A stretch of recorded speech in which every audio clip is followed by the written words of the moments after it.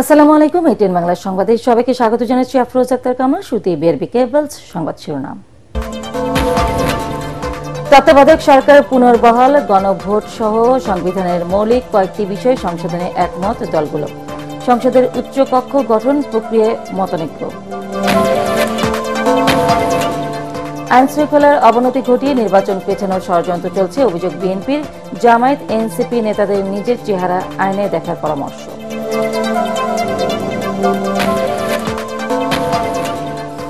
এবং 6 দিন পার হলেও ব্যবসায়ী সোহাগ হত্যার রহস্য বের করতে পারেনি পুলিশ। মাস্টারমাইন্ড সম্পর্কেও অজানা। নারায়ণগঞ্জে আরও এক আসামি গ্রেফতার।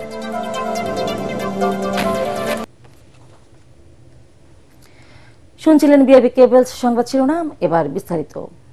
জাতীয় ঐক্যমত্য কমিশনের সাথে দীর্ঘ বৈঠকে তত্ত্বাবধায়ক সরকার ব্যবস্থা পুনর্বহাল, জনগুরুত্বপূর্ণ বিষয়ে গণভোটের আয়োজন সহ সংবিধান সংশোধনের ক্ষেত্রে মৌলিক কয়েকটি বিষয়ে একমত হয়েছে রাজনৈতিক দলগুলো। তবে সংসদে উচ্চকক্ষ গঠনের প্রক্রিয়া নিয়ে ঐক্যমত্যে পৌঁছাতে পারেনি তারা। বৈঠক শেষে কমিশনের সহসভাপতি ড আলী রিয়াজ জানান, অমীমাংসিত বিষয়গুলোতে আগামী সপ্তাহে রুল দেওয়া হবে। ঐক্যমত্যে পৌঁছাতে ব্যর্থ হলে এই দায়ে প্রত্যেক দলকে নিতে হবে বলেও হুঁশিয়ার করেন তিনি। ইমদাদুল্লাহ বাবু রিপোর্ট।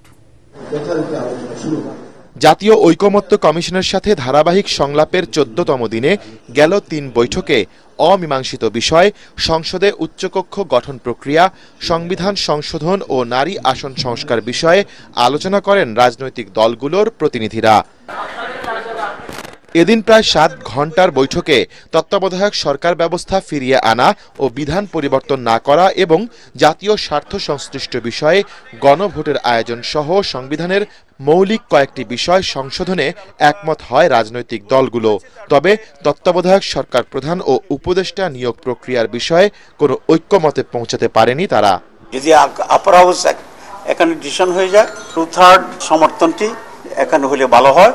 মৌলিক বিষয় সব বিষয় না, যেমন আজকে বলা হচ্ছে দাড়ি, কমা, সেমিকোলন চেঞ্জ করতে হলে গণভোট লাগবে না, কিন্তু যদি মৌলিক বিষয় হয় তাহলে আবার গণভোটে যেতে হবে। রাষ্ট্র তার কোনো নাগরিকের ধর্মবিশ্বাস, কোনো রাজনৈতিক বিশ্বাসের জন্য, কোনো সাংস্কৃতিক বিশ্বাসের জন্য রাষ্ট্র তার সাংবিধানিক গণতান্ত্রিক অধিকারের ক্ষেত্রে নাগরিকদের মধ্যে কোনো বৈষম্য করবে না।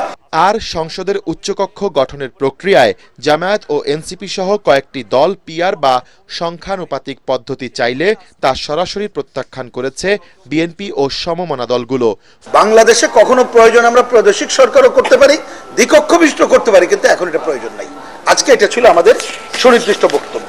অধিকাংশ দল পিআর পদ্ধতিতে উচ্চকক্ষের আসন বিন্যাসের ব্যাপারে একমত হলেও বিএনপি এবং তার সঙ্গে গুটিকতক দল তারা পিআর পদ্ধতিতে উচ্চকক্ষের নির্বাচন চায় না। কেউ অভিযোগ করতেই পারে এটা লোয়ার হাউসের রেপ্লিকা হবে ইত্যাদি, পাওয়ার ফাংশন কি হবে সেগুলো নিয়ে আলোচনা করতে পারে। সেটাতে আলোচনা শেষ হয়নি। আলোচনা শেষ হলে কমিশন বলেছে যে তাদের একটা মতামত বা সিদ্ধান্ত পরবর্তী দিনে। বৈঠক শেষে ব্রিফিংয়ে ঐকমত্য কমিশনের সহসভাপতি জানান, সংবিধানের মৌলিক বিষয়গুলোর সংস্কারে রাজনৈতিক দলগুলোর ঐক্যে না পৌঁছানোর সুযোগ নেই। এ নিয়ে দলগুলোর অনড় অবস্থানে উষ্মা প্রকাশ করেন কমিশনের সহসভাপতি। রাজনৈতিক দলগুলোর দায়িত্ব হচ্ছে সকলে মিলে আমাদের এক জায়গায় আসা, কেননা ঐকমত্য কমিশনের কোনো ব্যর্থতার জায়গা নেই। আমরা রাজনৈতিক দলগুলোর সঙ্গে সহযোগিতার জায়গায় আছি, আমাদের সকলে মিলে সাফল্য অর্জন করতে হবে। এর কোনো ব্যতিক্রমের জায়গা আমাদের সামনে নেই। যেহেতু আমরা একটা গণ অভ্যুত্থানের মধ্য দিয়ে এই জায়গায় এসেছি, রাজনৈতিক দলগুলো এখানে এসছেন, তারা নিঃসন্দেহে এটা উপলব্ধি করবেন। সময় স্বল্পতায় এদিন বাদ পড়েছে সংসদে নারী আসন সংস্কারের বিষয়টি। ইমদাদুল্লাহ বাবু, এটিএন বাংলা, ঢাকা। দেশে আইন শৃঙ্খলা পরিস্থিতির অবনতি ঘটিয়ে জাতীয় নির্বাচন পেছানোর ষড়যন্ত্র চলছে বলে মনে করেন বিএনপির সিনিয়র নেতারা। রাজনীতির পৃথক অনুষ্ঠানে ও দলীয় কর্মসূচিতে অংশ নিয়ে তারা বলেন, যারা বিএনপির শীর্ষ নেতাদের বিরুদ্ধে কুৎসা রটনা ও কুরুচিপূর্ণ স্লোগান দিচ্ছে তারা ফ্যাসিবাদ ফিরে আসার পথকেই সুগম করছে। সমালোচনা করার আগে জামায়াত ও এনসিপি নেতাদের নিজের চেহারা আয়নায় দেখার তাগিদ দেন কেউ কেউ। আরো জানাচ্ছেন মাজহারুল হক মুয়াজ্জির। বিএনপি ও জিয়া পরিবারের নামে মিথ্যাচারের প্রতিবাদে রাজধানীর নয়াপল্টনে স্বেচ্ছাসেবক দলের এই বিক্ষোভ সমাবেশ। বৈরী আবহাওয়া উপেক্ষা করেই এতে অংশ নেন দলটির নেতাকর্মীরা। পরে পল্টন থেকে শুরু হয়ে কাকরাইল, শান্তিনগর সহ বিভিন্ন এলাকা ঘুরে শাহবাগে গিয়ে শেষ হয় তাদের বিক্ষোভ মিছিল। এর আগে পল্টনে সংক্ষিপ্ত সমাবেশে বক্তব্য রাখেন নেতাকর্মীরা।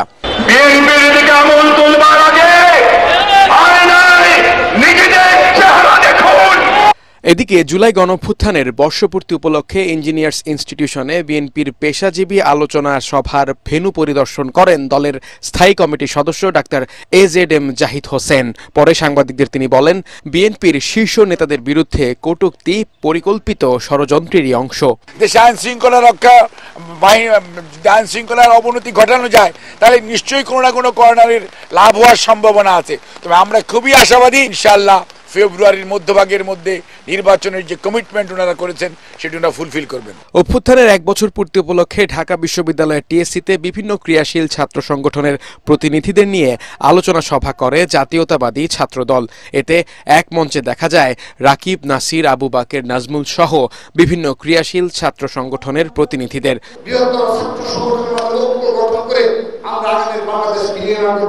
অনুষ্ঠানের প্রধান অতিথি বিএনপির স্থায়ী কমিটির সদস্য সালাউদ্দিন আহমেদ স্মৃতিচারণ করেন তারই এলাকার সন্তান ছাত্রদলের প্রথম শহীদ ওয়াসিমকে নিয়ে। মাত্র 2 সপ্তাহ আগে আমাকে শিলং গিয়ে দেখে এসছে, সেই আমার সাথে তোলা ফটো ফেসবুকে প্রোফাইলে দিয়েছে।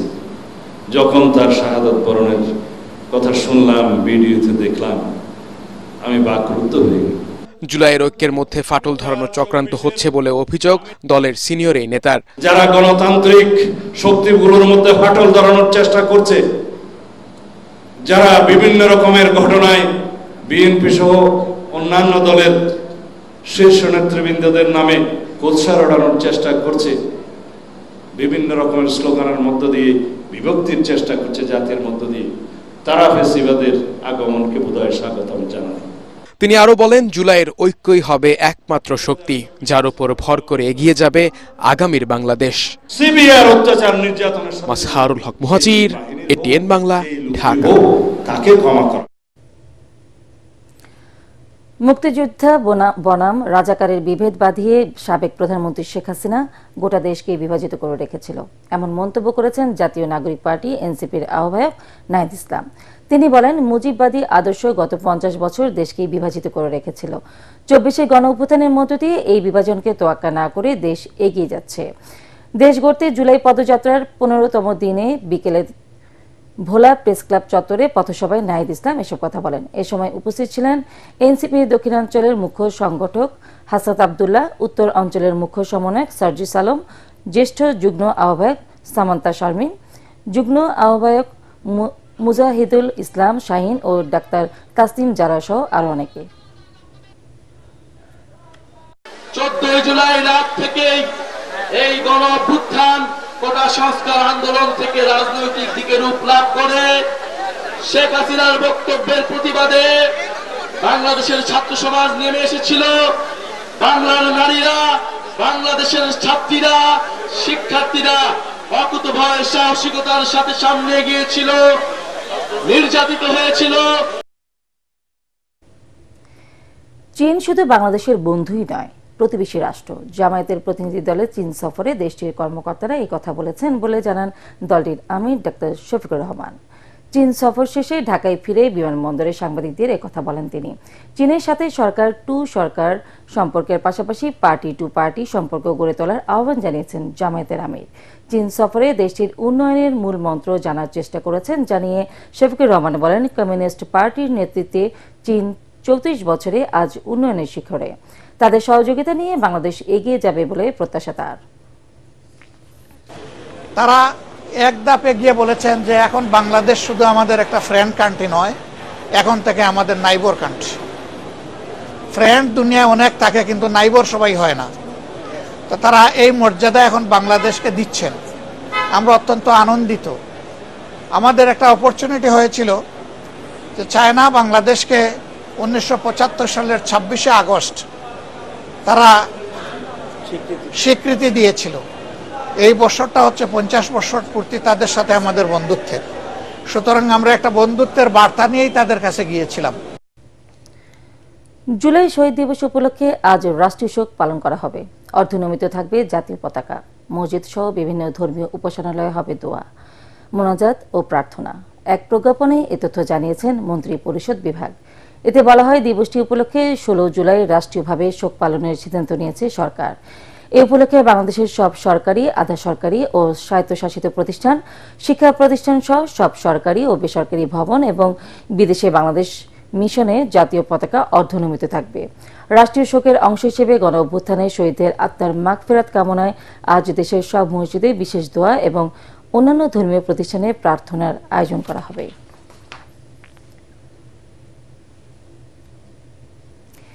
এবার অন্যান্য প্রসঙ্গ। নতুন করে 5 দেশে ভোটার রেজিস্ট্রেশন করার অনুমতি দিয়েছে পররাষ্ট্র মন্ত্রণালয়। এর মধ্যে রয়েছে যুক্তরাষ্ট্র, সাউথ আফ্রিকা, ওমান ও জর্ডান। এছাড়া জাপান ও মালদ্বীপেও প্রবাসীদের ভোটার করার প্রক্রিয়া চলছে বলে জানিয়েছেন জাতীয় পরিচয়পত্র নিবন্ধন অনুবিভাগ NIDর মহাপরিচালক SM হুমায়ুন কবির। তিনি জানান, এ পর্যন্ত 48,000-এরও বেশি প্রবাসী ভোটার হওয়ার আবেদন করেছেন। এর মধ্যে 9 দেশে ভোটার হয়েছেন 17,367 জন। আমরা যুক্তরাষ্ট্রের ওয়াশিংটন DC সহ নিউ ইয়র্ক সহ সবগুলো জায়গায় আমাদের যেখানে অফিস আছে ওগুলোতে আমরা এইটা চালু করার সম্মতি পেয়ে গেছি। আমরা ওমানেরটা পেয়েছি, আফ্রিকার মধ্যে দক্ষিণ আফ্রিকা ওটাও আমরা পেয়েছি, এবং জর্ডানের পেয়েছি। জর্ডানেও প্রচুর বাংলাদেশে বসবাস করে। এর বাইরে আমরা আপনার আমেরিকায় পেয়েছি। আমরা এখন ফলো আপ করছি যাতে আমাদের এনরোলমেন্টটা বাড়ে। মালদ্বীপে আমরা শুরু করতে যাচ্ছি, মালদ্বীপটা আছে। ইন্ডিপেন্ডেন্ট পাওয়ার প্ল্যান্টের চুক্তি রিভিউ করা হবে বলে জানিয়েছেন অর্থ উপদেষ্টা ডক্টর সালাউদ্দিন আহমেদ। সচিবালয়ে সরকারি ক্রয় সংক্রান্ত উপদেষ্টা কমিটির বৈঠক শেষে তিনি সাংবাদিকদের একথা বলেন। আওয়ামী লীগ সরকারের আমলে ইন্ডিপেন্ডেন্ট পাওয়ার প্ল্যান্ট নিয়ে হওয়া চুক্তিতে অনেক অসংলগ্নতা থাকায় সেগুলো রিভিউ করার সিদ্ধান্ত নেওয়া হয়েছে বলে জানান তিনি। বৈঠক শেষে সিদ্ধান্তের বিষয়ে অর্থ উপদেষ্টা সাংবাদিকদের বলেন, ইন্ডিপেন্ডেন্ট পাওয়ার প্ল্যান্ট খাতে অনেক বিদেশি কোম্পানিও আছে। তাদের চুক্তিগুলো পর্যালোচনা করতে হাইকোর্ট থেকে একটা নির্দেশনা আছে। এজন্য আইনি সহায়তার দরকার বলেও জানান তিনি।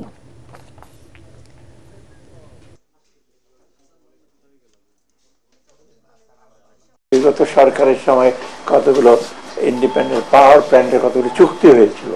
চুক্তিতে আমরা দেখেছি অনেক অসম ক্লজ ছিল, সেগুলো রিভিউ করার জন্য। এবং রিভিউ করার জন্য এখানে অনেকগুলো কোম্পানি আছে, বিদেশি কোম্পানি, তাদের চুক্তিগুলো রিভিউ করার জন্য হাইকোর্ট থেকে একটা নির্দেশনা আছে।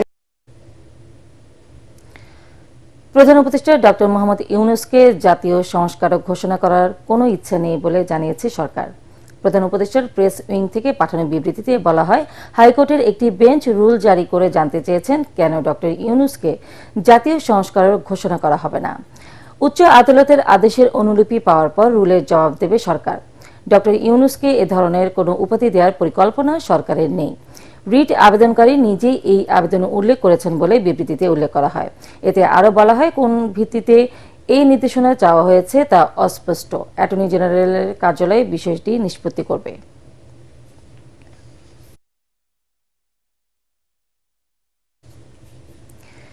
ছয় দিন পার হলেও মিটফোর্ডের ব্যবসায়ী সোহাগ হত্যার রহস্য উদ্ঘাটন করতে পারেনি পুলিশ।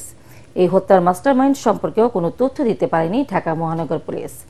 তবে পলাতক আসামিদের গ্রেফতারের অভিযান অব্যাহত রয়েছে। এদিকে সোহাগ হত্যার এজাহারভুক্ত আসামি নান্নু কাজীকে নারায়ণগঞ্জের বন্দর থেকে গ্রেফতার করেছে র্যাব। মনির হোসেন তপু রিপোর্ট। সোহাগ হত্যা মামলার 6 নম্বর আসামি নান্নু কাজী। গোয়েন্দা তথ্যের ভিত্তিতে নান্নুকে নারায়ণগঞ্জ থেকে গ্রেফতার করে র্যাব। এ নিয়ে আলোচিত এই হত্যার 8 আসামি গ্রেফতার হলো। নৃশংস এই হত্যার 1 সপ্তাহ হতে চললেও ঘটনার মূল রহস্য উন্মোচন করতে পারেনি আইনশৃঙ্খলা বাহিনী। ঘটনার মাস্টারমাইন্ড কে তা জানতে এখনো তদন্ত করছে পুলিশ। একটা কথা আমি পরিষ্কারভাবে বলতে চাই, আমরা এই ঘটনাটা একদম খুব নিবিড়ভাবে তদন্ত করছি এবং অত্যন্ত গুরুত্ব দিয়ে তদন্ত করছি। এক্ষেত্রে কোনো রকমের চাপ আমরা অনুভব করছি না। যারা আমাদের কাছে গ্রেপ্তার রয়েছে তাদেরকে আমরা ব্যাপক জিজ্ঞাসাবাদ করছি এবং আরও যারা এখানে জড়িত তাদেরকে শনাক্ত করারও চেষ্টা করছি। সব মিলিয়ে আমরা আশা করি এটার সুষ্ঠু তদন্ত হবে এবং আমরা সেই অনুযায়ী বিজ্ঞ আদালতে পুলিশ প্রতিবেদনটা দাখিল করব।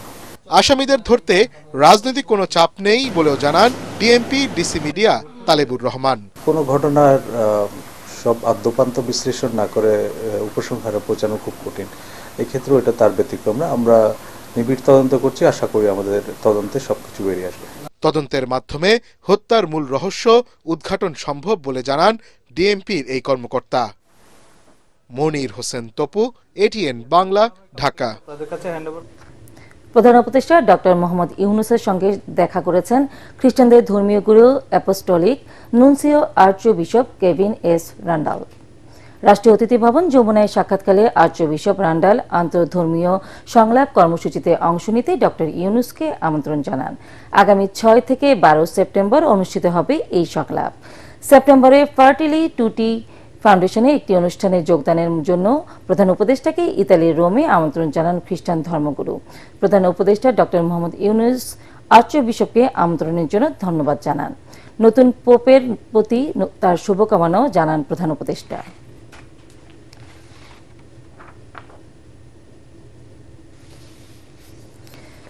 Bangladesh private medical college association BPMC এর 2025-27 মেয়াদের কার্যনির্বাহী কমিটির নির্বাচন আজ। এরই মধ্যে নির্বাচনের সকল প্রস্তুতি শেষ হয়েছে। নির্বাচনে 110 জন ভোটার 21 সদস্য বিশিষ্ট নির্বাহী কমিটি নির্বাচিত করবেন।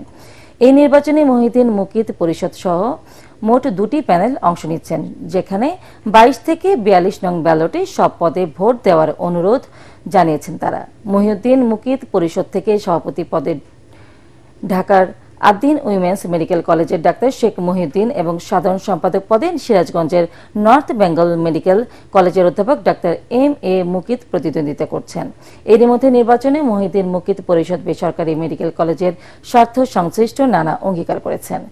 মহিউদ্দিন মুকিত পরিষদ জিতলে বাস্তবতার প্রতিফলন ঘটবে বলে আশা করছেন মেডিকেল কলেজ মালিকরা। এটিএন বাংলা বিক্রয় ও বিপণন বিভাগের প্রধান উত্তম কুমার শীলের মা বিনা রানী শীল পরলোক গমন করেছেন। মঙ্গলবার সকাল 9:30টায় ফরিদপুরের নগরকান্দা উপজেলার তালমা এলাকার নিজ বাসভবনে মৃত্যুবরণ করেন তিনি। মৃত্যুকালে তার বয়স হয়েছিল 90 বছর।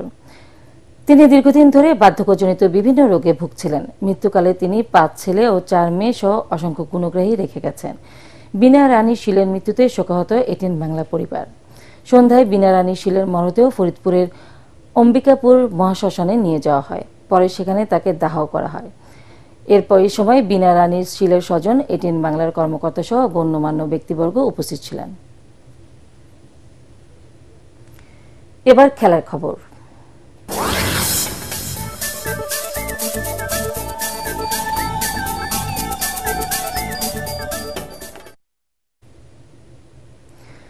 শান্তি মার্ডির হ্যাট্রিকে সাফ অনূর্ধ্ব 20 নারী ফুটবল চ্যাম্পিয়নশিপের বৃষ্টিবিঘ্নিত ম্যাচে ভুটানকে 4-1 গোলে হারালো বাংলাদেশ। বসুন্ধরার কিংস অ্যারেনায় খেলার 7 মিনিটে শান্তি মার্ডির গোলে লিড পায় বাংলাদেশ। 1 গোলে এগিয়ে থেকে বিরতিতে যায় তারা, কিন্তু বৃষ্টিতে মাঠ খেলার অনুপযুক্ত হলে 3 ঘন্টা পর অন্য মাঠে খেলা শুরু হয়। একই দিনে 2 মাঠে একটি খেলা আয়োজনের ঘটনা ফুটবলের ইতিহাসে বিরল। সেই বিরল ঘটনার ম্যাচে বাংলাদেশ দলের লেফট উইঙ্গার শান্তি মার্ডি হ্যাট্রিক করেন। বাংলাদেশের হয়ে অন্য গোলটি করেন বদলি খেলোয়াড় মুনকি আক্তার। ভুটানের হয়ে একটি গোল শোধ করেন সাঙ্গাই ওয়াংমো। ডাবল লিগ পদ্ধতির এই আসরে 3 ম্যাচে 9 পয়েন্ট নিয়ে সবার উপরে আছে বাংলাদেশ। টেস্ট এবং ওয়ানডে সিরিজ হারিয়ে টি-20 সিরিজটি নিজেদের করে নিতে চাইছে বাংলাদেশ। ম্যাচ পূর্ববর্তী সংবাদ সম্মেলনে তেমনটাই জানান টাইগারদের সিনিয়র সহকারী coach Mohammad Salauddin. Winning combination ধরে রেখে তৃতীয় টি-20 ম্যাচটি জয়ের লক্ষ্য তাদের।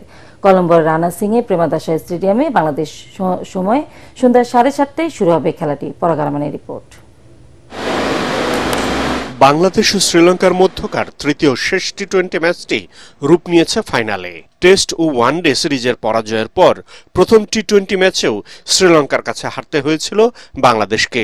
তবে দ্বিতীয় ম্যাচ জিতে ঘুরে দাঁড়িয়েছে টাইগাররা। 83 রানের বড় জয়ে আত্মবিশ্বাসও বেড়েছে তাদের। সিরিজে চলছে 1-1 সমতা। সেই আত্মবিশ্বাসকে কাজে লাগিয়েই টি-20 সিরিজ জিততে চান টাইগারদের batting coach Mohammad Salahuddin. Last ম্যাচটা আমরা যেভাবে খেলেছি আমার মনে হয় ছেলেরা ভালো মোমেন্টাম পেয়েছে এবং কনফিডেন্সটাও আমাদের আসছে। তো আই হোপ দ্যাট এইখানে আমরা শেষটা ভালোভাবে করতে পারি। এবং ইনশাআল্লাহ আমরা ভালো খেলার চেষ্টা করব। শক্তি বাড়াতে দলে খুব বেশি পরিবর্তনের সুযোগ নেই। নিজেদের প্ল্যান অনুযায়ী খেলতে চায় বাংলাদেশ, তাতেই সাফল্য আশা করছেন ব্যাটিং কোচ। খুব বেশি চেঞ্জেস আসলে নাইও করার মতো অপশনও নাই বাইরে, কারণ আপনারা হয়তো প্রথম ম্যাচের কথা অনেক কথা বলতেছেন। আসলে আমাদের বেঞ্চে তো আসলে ওরকম প্লেয়ার মিডল অর্ডার প্লেয়ার ছিল না, যে একটা ব্যাটসম্যানই ছিল সেটা নাইম ছিল, এছাড়া আমাদের আসলে কাউকে খেলানোর মতো অপশন ছিল না, জাকির ইনজুর ছিল। তো আমাদের যে স্ট্রেংথ আছে সেই স্ট্রেংথে আমরা যাব। আগের ম্যাচে কি হয়েছে সেটা ভাবনায় রাখতে রাজি নন সালাউদ্দিন। নিজেদের সেরা অস্ত্রই শ্রীলঙ্কার উপর প্রয়োগ করতে চান তিনি। লাস্ট ম্যাচে কি করছি সেটাও আসলে খুব বেশি গুরুত্বপূর্ণ না, কালকে আমরা যেন তাদেরকে হারাতে পারি সেই স্ট্র্যাটেজি নিয়ে আমাদের যেতে হবে, সেটা হচ্ছে বেশি ইম্পর্টেন্ট। এবং তার জন্য আমাদের যা যা অস্ত্র নিয়ে যাওয়া দরকার সেটা নিয়ে আমরা নিয়ে যাব। এদিকে তৃতীয় ম্যাচ জিতে লঙ্কান সিংহরাও চাইছে টেস্ট এবং ওয়ানডের মতো টি-20 সিরিজটি নিজেদের করে নিতে। পরাগ আমান, এটিএন বাংলা। শেষ করার আগে বিআরবি কেবলস সংবাদ শিরোনাম আরো একবার। তত্ত্বাবধায়ক সরকার পুনর্বহাল, গণভোট সহ সংবিধানের মৌলিক কয়েকটি বিষয়ে সংশোধনে একমত দলগুলো। সংসদের উচ্চকক্ষ গঠন প্রক্রিয়ায় মতানৈক্য। আইন শৃঙ্খলার অবনতি ঘটিয়ে নির্বাচন পেছানোর ষড়যন্ত্র চলছে, অভিযোগ বিএনপির। জামায়াত এনসিপি নেতাদের নিজের চেহারা আয়নায় দেখার পরামর্শ। এবং 6 দিন পার হলেও ব্যবসায়ী সোহাগ হত্যার রহস্য বের করতে পারেনি পুলিশ। মাস্টারমাইন্ড সম্পর্কেও অজানা। নারায়ণগঞ্জে আরও এক আসামি গ্রেফতার।